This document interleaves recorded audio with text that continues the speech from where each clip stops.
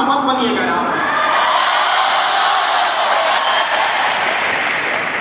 और लड़कियों से भी हम ये जरूर कहेंगे कि आप आधुनिकरण के चक्कर में अपनी संस्कृति मत भूलिएगा। आधुनिक बनिए, वेस्टर्न कल्चर नहीं, मॉडर्न बनिए। कौन कह सकता है कि भारतीय वस्त्र में, भारतीय संस्कृति में कोई मॉडर्न नहीं हो सकता है? क्या एपीजे अब्दुल कलाम मॉडर्न नहीं थे? किसी की औकात है जो उनकी बराबरी कर सकता है? स्वामीनाथन हो गए, तो ये क्या चीज? आधुनिकरण नहीं था। एक ऐसा व्यक्ति हमारे स्वामी जी यहाँ पर, तो हमारे स्वामी जी को क्या आप आधुनिक नहीं कहेंगे? आज से 50 साल पहले जिस व्यक्ति ने कल्पना की थी, उनके अधूरे सपने को पूरा करने में हम लोग के पसीने छूट जाते हैं। सोचिए वो व्यक्ति अकेले कैसे लड़ा होगा जब हम हमको इन संसाधनों से लड़ने में इतनी समस्याएं हो रही हैं। और आज के समय में गार्जियन को भी कहेंगे, जो छोटे बच्चे हैं, उन छोटे बच्चों की शिक्षा में आप बाधा मत बनिए। बहुत बार ऐसा होता है कि बच्चे स्कूल में जाते हैं, उन्हें समझ में नहीं आता है, वो भागने लगते हैं। गार्जियन बन के मत समझिए उनको, एक दोस्त बन के उनकी प्रॉब्लम समझने की कोशिश कीजिए। क्योंकि अभी भी जितने गार्जियन हैं, आपको अपना बचपना याद कीजिए कि कुछ ऐसी समस्याएं होती थी जो आप अपने गार्जियन को नहीं लेकिन दोस्त को बताते थे। तो दोस्त बनकर उससे पूछिए। वरना अब महिला लोगों को भी कहते हैं कि आप लोग अपने बच्चों को ये मत कहिए कि उनका लड़का तो इतना अच्छा पढ़ता है। कार्यक्रम है उसका अपना थोड़ा सा मर्यादा होती है। देखिए, अब हमारे जो समिति के सदस्यों ने जो अभी स्वागत किया है हमारे आज के माननीय खान सर का, तो अब मैं इसी क्रम में जो अभी स्वागत करके गए हैं पूरी टीम, बालू सीमेंट, वो 10 साल वही मजदूरी करता है, फिर मिस्त्री से पूछता है कैट का मसाला बनेगा। लेकिन हम आपसे कहते हैं, आप अगर पढ़े लिखे हैं ना, अगर कारणवश कभी मजबूरी में अगर आपको मजदूरी करना पड़ जाए ना, तो 6 महीना मजदूरी करेंगे, 6 महीना बाद आप मिस्त्री बन चुके रहेंगे। उसके 2 साल बाद आप छोटे मोटे ठेकेदार बन चुके रहेंगे, पढ़ लिख कर एक बड़े बिल्डर बन चुके रहेंगे, जिस चीज को दिखाता है। तो शिक्षा एक ऐसी चीज है जो अनंत का रास्ता रोकता है। अशिक्षित व्यक्ति में हिम्मत का अभाव हो जाता है, उसे लगता है कि हमारा साथ कोई देने वाला नहीं है। अशिक्षित व्यक्ति को लगता है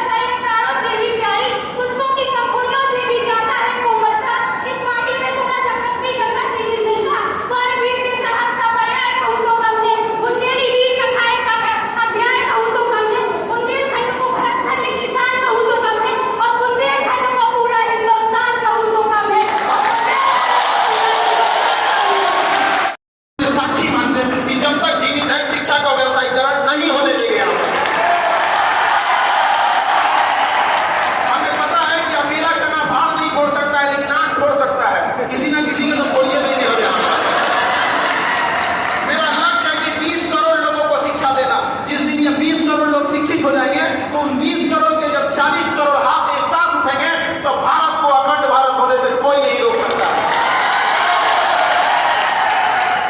शिक्षा का व्यवसायीकरण हम आज भी नहीं होने देते। आज भी हमारे यहाँ कुछ ऐसे बैचे हैं जिसके कंप्लीट कोर्स महज 200 रुपए है आज के डेट में भी, और 200 रुपए में भी हम 18% जीएसटी और 30% इनकम टैक्स गवर्नमेंट को देते हैं। उस 200 रुपया में यहाँ पर सरकार कहती है, गवर्नमेंट कहती है कि बेटी पढ़ाओ और बेटी को बचाओ, और बेटी पे 18% जीएसटी ठोक के बेचे। बताओ भैया क्या चीज का मतलब बनता है? भैया ठीक है, हम पुरुष समाज वालों से आपने 18% जीएसटी दिया, टैक्स के लिए जरूरी है, लेकिन कम से कम महिलाओं को तो छोड़ देना चाहिए। एक सुर में महिलाएं आवाज उठाएं, ये बुंदेलखंड वीरों की धरती रही है, यहाँ से आप आवाज उठाइए। हमें बहुत खुशी होगी जब ये सुनेंगे कि बुंदेलखंड की वीरांगनाओं ने, उन वीर महिलाओं ने अपने लिए हक की लड़ाई लड़ी थी। हाथ पे हाथ रख के नहीं होगा, तो वो नारा बोल देने से नहीं हो जाता है, मार पड़ती है, उसी को पूरक बना के पूजा जाता है। और अगर आपके जीवन में संघर्ष नहीं है तो आपको समझिए कि ऊपर वाले ने चुना ही नहीं।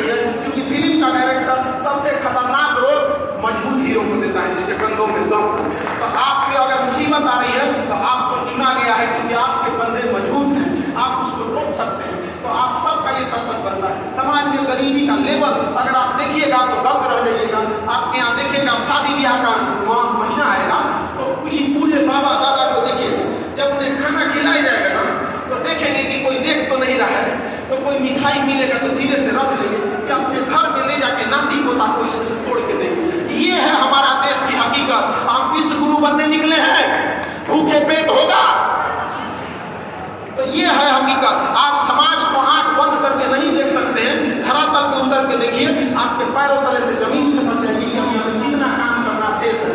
लेकिन इन सब के लिए हम कहाँ से लाएंगे इतनी बड़ी पूंजी, इतना बड़ा संसाधन? उसके लिए एक ही रास्ता है, शिक्षा। और डिजिटल क्रांति के माध्यम से शिक्षा अब इतनी सरल हो गई है कि अगर पटना में बैठ के पढ़ाते हैं तो बुंदेलखंड का बच्चा अपने मोबाइल में उसे पढ़ लेता है। ये है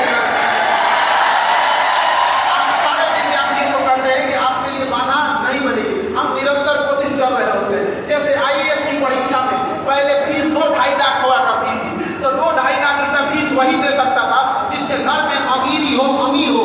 अरे जो अमीर बन के नियम बन गया, जिसने गरीबी नहीं देखी, क्या गरीबी दूर करेगा वो? जो कभी पानी में नहीं उतरा वो तैराकी सिखाने गया है, ये तो हाल हो गया है यहाँ पर। तो हमने उसको रियलाइज किया कि 2 लाख की फीस को हम आपके मोबाइल में आपके घर तक मैं 6 से 7 हजार रुपये में पहुंचा देते हैं। 2 लाख की पढ़ाई उसी शिक्षकों की मदद से। अभी हमने बिहार में पीसीएस का एग्जाम होता है, जैसे यूपी पीसीएस का होता है, हमने दोनों का चालू किया। मैं 4 से 4.5 हजार रुपए में। हमारे यहाँ एक बच्चा था, मुकेश नाम था उसका, उसने जब बिहार पीसीएस का प्री निकाला और मेंस निकाला, उसका इंटरव्यू था। तो इंटरव्यू के टाइम हर बच्चे खुश होते हैं कि अब हम इंटरव्यू के बाद तो रिक्शा चलाने वाले पुरुष का भी उतना ही अहमियत होता जितना एक बड़े जमींदार और बड़े लोगों का होता है, उसका भी अहमियत नहीं है। समाज, आज का समाज पैसा प्रधान हो गया है और समाज घुमा के आपसे ये कहता है कि तुम पढ़ो नहीं। अरे पढ़ाई छोड़वाना उसका इरादा नहीं है, पैसे के अभाव में। हमारे देश में गरीबी वो है, अभी देखिएगा दुर्गा पूजा आने वाला है, यहाँ मेला लगेगा, आप सब अपने बच्चों के लिए अच्छे अच्छे खिलौने, खाने पीने के पकवान खरीदेंगे। लेकिन मेरे कहने पर उस मेले में कभी कोने पे खड़ा होकर देखिएगा, कुछ ऐसे बच्चे मिलेंगे, छोटे बच्चे जिनके पाँव में चप्पल नहीं होगा। वो दुकानों पर खिलौनों को उठा के देखेंगे, आधा घंटा खड़ा रहेंगे, दुकानदार भगा देगा कि जब खरीदना नहीं है तो देखता क्यों है। फिर वो दूसरे दुकान पे खड़ा होगा, उसके पास इतने पैसा नहीं है। और हम लोग आज किस देश में रह रहे हैं कि इतना दुर्दशा कर दी। वो शिक्षक बहुत मेहनत करते हैं और हमारा समाज सबसे कम तरजीह, सबसे कम अहमियत उन्हीं शिक्षकों को देता है। अरे भैया, हम लोग पढ़ा लिखा के डॉक्टर, इंजीनियर, कलेक्टर, एसपी बना देते हैं, नीचे का बुनियाद जिसने तैयार किया उसको कोई पूछता ही नहीं। तो एक बार जब आप कामयाब हो जाएगा तो उन शिक्षकों को भी जरूर समझाइएगा। और एक बार की बात है, हम एक छोटे विद्यालय में कहते हैं, अपने आप में वो शिक्षा जरूर रखिएगा। और माँ बाप से भी कहते हैं, गार्जियन से भी, अपनी बेटी को इसलिए मत पढ़ाइए कि उसे नौकरी कराना है, बल्कि इसलिए पढ़ाइए कि कभी खुदा न खास्ता किस्मत खराब हुआ, उसे ऐसा घर मिल गया जिसे सड़क पर आना पड़े तो दूसरे के यहाँ जाके बर्तन न मांजना पड़े, वो अपने काबिलियत को, अपने बाल बच्चों का, अपना शेष जीवन सम्मान के साथ जी सकते। और उन पुरुषों को जब उनको, जिन्होंने महिलाओं की शिक्षा का विरोध किया है, सोचिए महिला लोग, जरा सोचिए, जो पुरुष महिलाओं की शिक्षा का विरोध करता है, जब उसकी पत्नी के डिलीवरी का ऑपरेशन होता है ना, तो कहता है कि लेडीज डॉक्टर है, रे पहला पढ़ने नहीं दिया, आज तो मैंने लेडी डॉक्टर खोलते हैं यहाँ पर। तो देखिए, समाज से अभी आपको ये पीढ़ी ट्रांजिशन पीढ़ी है, अभी आपको चुपचाप संघर्ष करना पड़ेगा। अभी आप कांच है इसलिए चुपते हैं, जिस दिन आईना बनेगी पूरी दुनिया आपको देखेगी यहाँ पर। इसलिए सर झुका के पढ़िए, माँ बाप ने आपको पढ़ने के लिए भेजा है। यह युवा पीढ़ी जो होती है, ये जिस उम्र में आप जी रहे हैं, ये सबसे कीमती जीवन का समय होता है। अगर इसमें समय लोग रोटी कपड़ा मकान कोई सब कुछ समझते थे, पेट भर अनाज हो जाए वही समझते थे। उस समय उनकी सोच इतनी दूरदर्शी थी कि जितना बड़ा विद्यालय, महाविद्यालय खड़ा कर दिए, आज के समय हम और आपके औकात के बाहर की चीज है, ये उस समय वो करके गए थे। लेकिन अब हमें जरूरत है उनके किए गए कार्यों को आगे बढ़ाने के लिए। जितना वो कर चुके हैं, उनका सपना इससे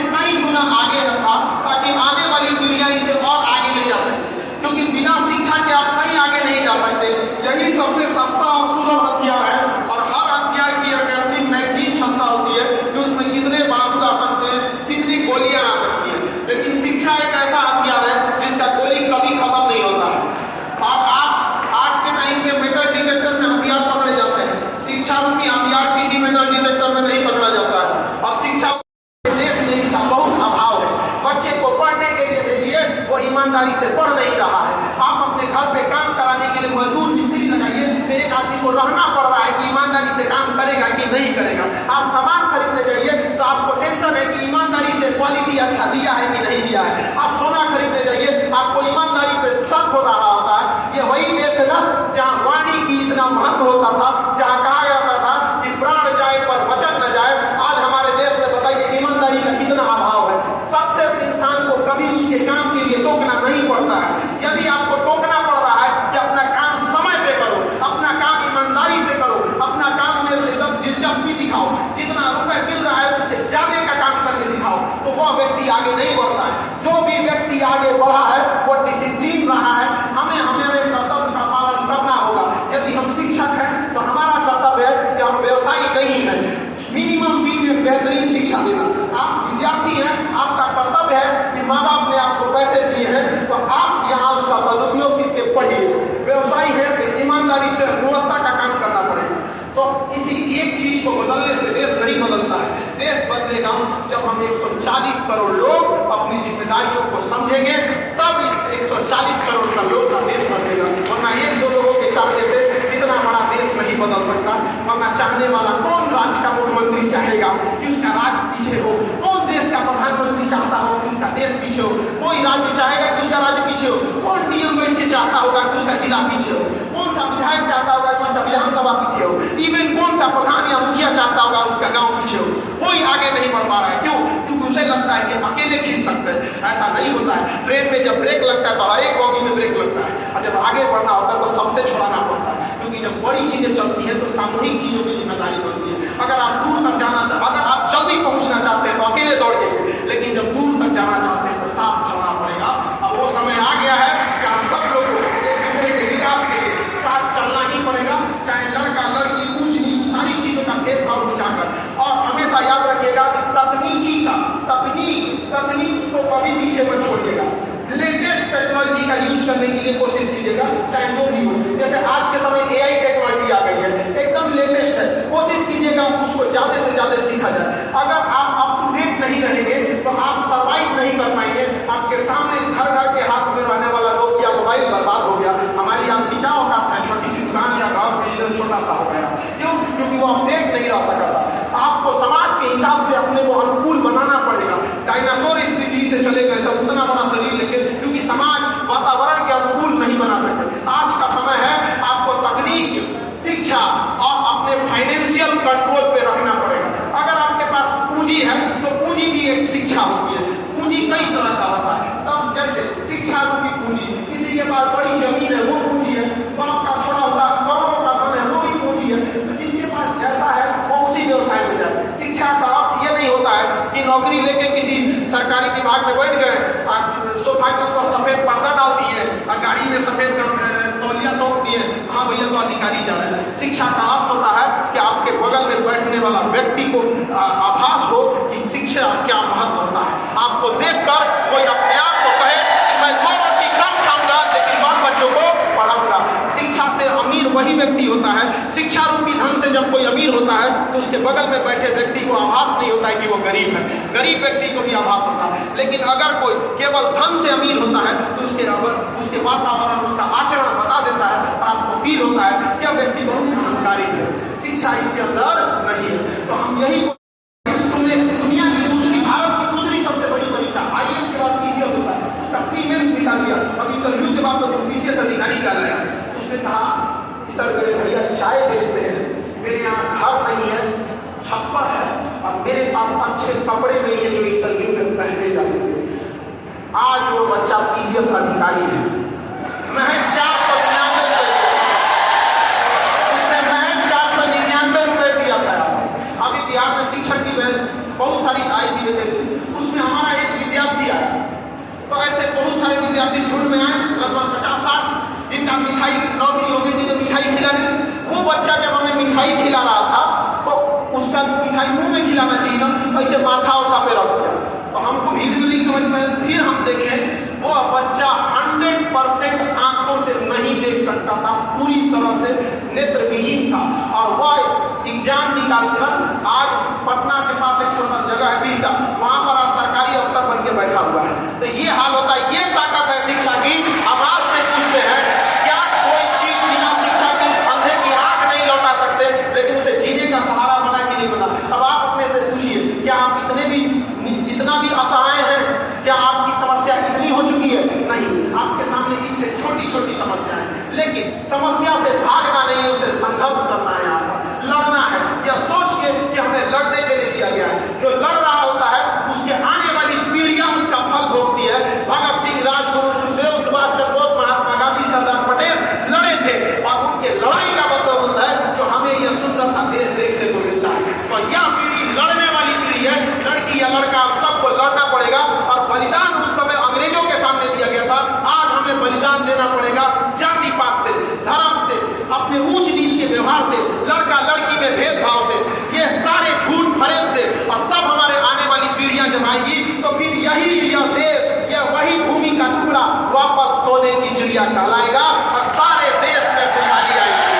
जब तक इस देश में आंसू की एक बूंद है, भारत मां का सपना अधूरा है। याद रखिए, यह देश एक ऐसा देश है जो केवल भूमि का टुकड़ा नहीं है। ये देश में सब लोग अपने देश कहते हैं, हम इसे अपनी माँ कहते हैं। और जब बच्चे की औलाद की आंख में आंसू होती है, माँ कभी खुश नहीं रह सकती है। आज हमारे देश में कितनी भूखमरी और गरीबी है, हम सब देख रहे होंगे। हमें एक बात बोलेंगे, Khan sir, Khan sir, Khan sir, Khan sir, Khan sir.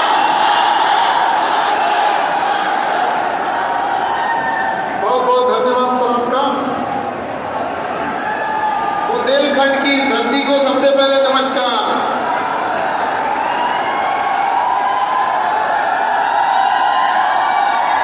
आज इस अवार्ड सेरेमनी में आए सभी गणमान्य लोगों को मेरा नमस्कार। सभी जनप्रतिनिधि इस व्यवस्था के सुचारू रूप से चल सके उसके लिए जो संगठन बना, जो समिति बनाई, सारे लोगों ने एक अच्छे से व्यवस्था को सुचारू रूप से चालू रखा। उन सभी को मेरा नमस्कार। इस अवार्ड सेरेमनी के मुख्य अतिथि पद्मश्री विजेता हमारे डॉक्टर बीके संजय सर, आप सौभाग्यशाली हैं जो स्वामी जी ने इतना बड़ा आप लोगों को संस्था बना के दिया। यहाँ पर अब मैनेजमेंट हो गए, इसके जो भी कार्यकारी सदस्य हैं, जो यहाँ के लोग हैं, जो कुछ हैं, जो इस बुंदेलखंड की धरती को एक और नए मुकाम पे ले जा सकते हैं। अब उनका कर्तव्य बनता है, हम सब का कर्तव्य बनता है कि इसे और आगे ले जाए। जब हम यहाँ आए और इतनी बड़े महाविद्यालय को देखे तो हमें एक चीज का मतलब खुशी हुई कि स्वामी जी की दूरदर्शी सोच, लेकिन एक दुख हुआ कि इसे विश्वविद्यालय नहीं बनाया गया। अगर ये विश्वविद्यालय नहीं तो विश्वविद्यालय का, अगर ये विश्वविद्यालय नहीं है तो परिभाषा क्या होती है विश्वविद्यालय की? हमें लगता है कि अगर ये केंद्रीय विद्यालय नहीं बन सका, राज्य विद्यालय नहीं बन सका, तो बुंदेलखंड की धरती में ऐसी क्या कमी है जो आप लोग मिलकर इसे प्राइवेट करोता क्यों नहीं बना सकते? क्यों नहीं बना सकते? जब स्वामी जी ने इतना काम किया, उस समय जब हमारे पास संसाधन नहीं हुआ करते थे, पैसे नहीं हुआ करते थे, परिवहन के, जब एक छोटा बच्चा खिलौने से खेलने की उम्र में खिलौना बेच रहा होगा, तो सोचिएगा कि ऊपर वाले ने आपको क्या दिया है। ये है हमारे देश की हकीकत। और हम कहते हैं कि हमारा देश विकसित होगा। अरे हम अपना देश विकसित करके क्या करेंगे जब हमारे देश के अंदर रहने वाले लोग ही सुखी न रह सके? हर व्यक्ति को अपने देश से प्रेम होता है। क्या श्रीलंका का कोई व्यक्ति कहेगा कि उसे श्रीलंका से प्रेम नहीं है? क्या नेपाल का कोई व्यक्ति कहेगा कि हमारे नेपाल से प्रेम नहीं है? तो हमारा देश चाहे विकसित हो या विकासशील हो, गरीब हो या अमीर हो, हमें हमारा देश प्यारा होता है। तो हमें समझना पड़ेगा, देश बनता है देशवासियों से। अगर देशवासी खुशहाल हैं तो देश खुशहाल है। जब हम सोने की चिड़िया थे तो ऐसा नहीं था कि हमारे यहाँ जमीन के नीचे से सोना निकलता था। हमारा देश के लोग खुशहाल थे। उस समय शिक्षा जो थी वो व्यवसाय नहीं था, गुरु की मर्यादा होती थी, और गुरु भी फीस न लेके गुरु दक्षिणा लेते थे। वो दौर था हमारे देश का।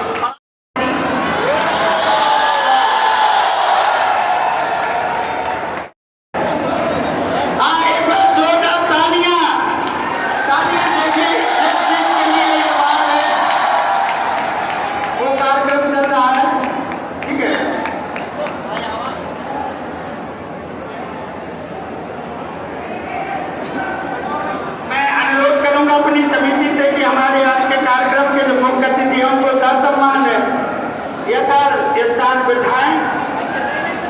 उनके साथ सभी लोग स्वागत करेंगे हमारे आज के मुख्य अतिथि का और उनके उद्गार सुनेंगे। धन्यवाद। हमारे बीच में आज के कार्यक्रम के मुख्य अतिथि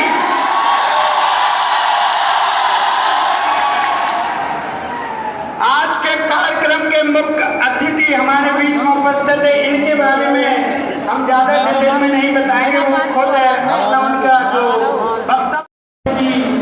लास्ट क्वेश्चन सबको इम्पोर्टेंट क्वेश्चन है सर। कानपुर जाना, दिल्ली जाना, कहाँ भी जाना हो छोड़ना सर। ठीक है या सर लास्ट क्वेश्चन एक इम्पोर्टेंट क्वेश्चन है, इम्पोर्टेंट क्वेश्चन है। कानपुर से आया मुझसे क्वेश्चन, एक क्वेश्चन आजकल के युवाओं का फोकस नौकरी लेने में, हम ऐसा क्या करें कि नौकरी दे सकें। आजकल के युवाओं का फोकस नौकरी लेने में है, हम ऐसा क्या करें नौकरी दे सकें, ऐसे बता दूं सर। एक बच्चे का क्वेश्चन है, आज के बच्चों का, आज के युवाओं का सपना है कि नौकरी ले सके। हम क्या करें कि नौकरी दे सके। देखो किसी भी चीज के लिए पूंजी चाहिए। अब आपके पास पैसा है तो बिजनेस कीजिए, पैसा नहीं है तो कहाँ से बिजनेस कीजिएगा। उसके लिए ही शिक्षा सबसे आसान रास्ता होगा। तो पैसे वाले बिजनेस करें, जो जिनके पास बड़ी जमीन है वो खेती करें, जिनके पास पैसा भी नहीं है और जिनके पास जमीन भी नहीं है उसको कोई आके लेक्चर देगा कि तुम अंबानी बनो तो वो क्या करेगा। उसके लिए सबसे सिंपल रास्ता होता है कि कहीं छोटा सा रूम लॉज लेगा, किताब पढ़ेगा और उसके बाद से वो अपना नौकरी लेके अपने परिवार का भरण पोषण करेगा। तो या तो गवर्नमेंट उसको बैंक से लोन दिला दे, तो कहाँ बड़े बड़े लोगों को लोन मिलता है, कहाँ से व्यवसाय करेगा बताओ। छोटे स्तर से कर सकती है, छोटे स्तर से कर सकती है, छोटे स्तर से कर सकती है, छोटे स्तर से। मना कौन करता है छोटे स्तर पे करने के लिए। ये बताइए, आपको व्यापार बिजनेस कोई थाली में सजा के देगा, करना तो आपको पड़ेगा। अब आप कह रहे हैं कि युवा व्यवसाय क्यों नहीं कर रहे, तो करो भाई। आप बताइए किस विभाग ने रोका है, किसी ने रोका है। युवाओं के पास, आजकल के युवाओं के पास ना मोटिवेशन हो गया है कि आपको ये करना है, उसके बारे में कोई जानकारी ही नहीं है। आप जैसे कौन सा बिजनेस के लिए सोच रहे हैं, कोई सोचे होंगे नहीं, अब स्टार्टअप सोच रहे हैं। बस ठीक है भाई, जानकारी है। और सर अब अपनी हम लोग का काम एजुकेशन देना है। अब आप नाई की दुकान पे कहिएगा कि समोसा बनाते हो तो आपका तो सवाल है गलत, वो बाल काटने के लिए ना है। हमारा काम है एजुकेशन देना। इस एजुकेशन का यूज आप जहाँ कर सकते हैं वहाँ कर, ठीक है। धन्यवाद सर, धन्यवाद। कार्यक्रम को आगे बढ़ाते हुए अनुरोध करूंगा कि अवार्डी हमारे खान सर है, उनको ले जाकर के हमारे सम्मान समिति के सदस्य यथास्थान है उनको विराजमान करें। अब आप लोग बिल्कुल शांत हो जाइए। जिस घड़ी के लिए हम लोग बैठे हैं, जिस चीज का इंतजार है, अब वो उद्बोधन, अब जो बातें सुनने के लिए आए हैं, अब आप हमारे जो आज के मुख्य अतिथि, विशिष्ट अतिथि और अवार्डी तीनों महान भाव के उद्बोधन आपको सुनने को मिलेंगे।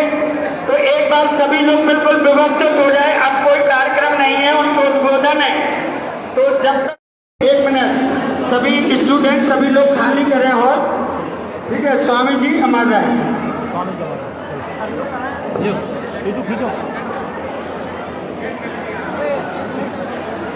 एक सेकंड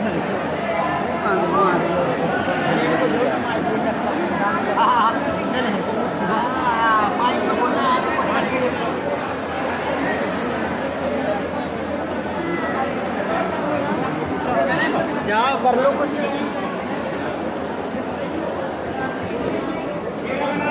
अपने वाला माइक, अपने वाला माइक नहीं बढ़िया यार। हला मैं पूछ रहा हूँ भाई, नहीं केवल से 50 से निकल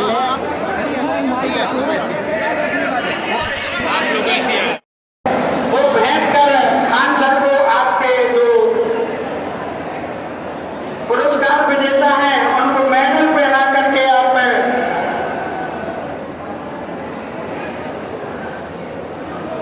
आप तालियों के साथ देखिए। ऐसी हस्तियों को मिलना कोई न रखे, ठीक है। रेलिंग को टच कोई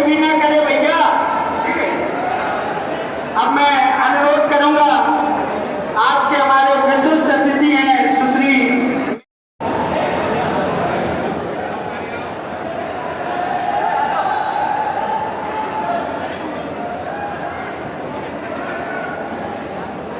अब मैं अभी जो हमारे बीच है स्वामी जी का चित्र है, उसको हमारे समिति के सदस्य डॉक्टर सुरेंद्र सिंह जी द्वारा भेंट किया जा रहा है।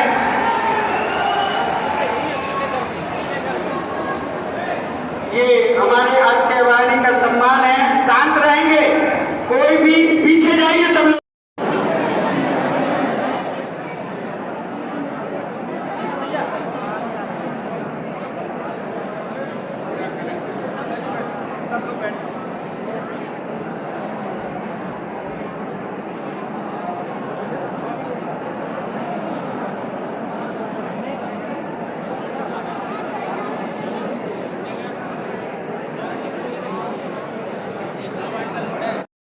और ना वो पहली गाड़ी से मुंबई गया, ना दूसरी गाड़ी से दिल्ली गया, वो तीसरे दोस्त की गाड़ी से पुलिस को चंपा देने के लिए कहीं और चला गया।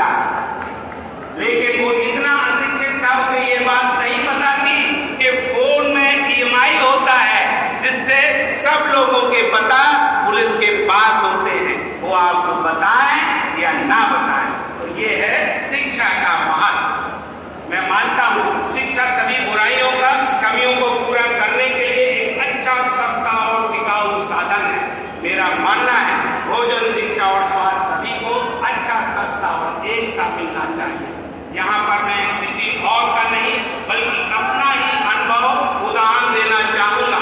मेरे जन्म के बाद मेरे माता पिता ने मुझे भरपेट भोजन दिया, जिससे मैं जीवित रहा। 5 साल की उम्र के बाद उन्होंने मुझे स्कूल भेजा, जो कि हिंदी मीडियम सरकारी स्कूल था, जिसमें शिक्षित हुआ।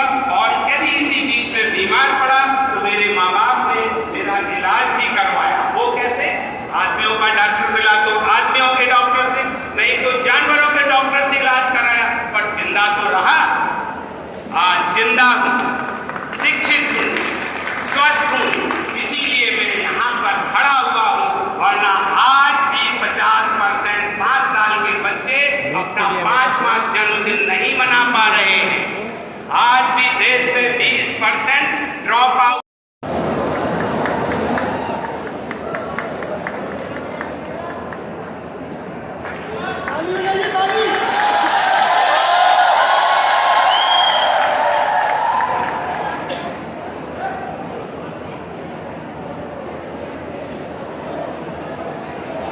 अब इस तरह से ये पुरस्कार का जो कार्यक्रम है वो संपन्नता की ओर है। अब हम अतिथियों जिस चीज के लिए आए हो, विचारों को सुनने के लिए, बस वही कार्यक्रम है।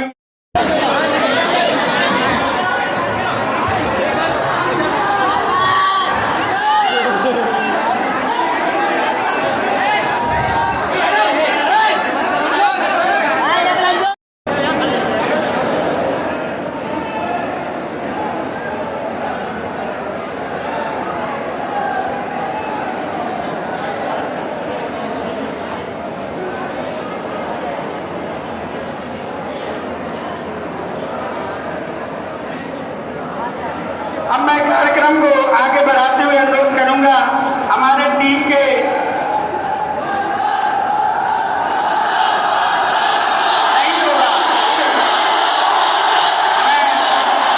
सदस्य और समिति के कोषाध्यक्ष से अनुरोध करूंगा कि जो इस सम्मान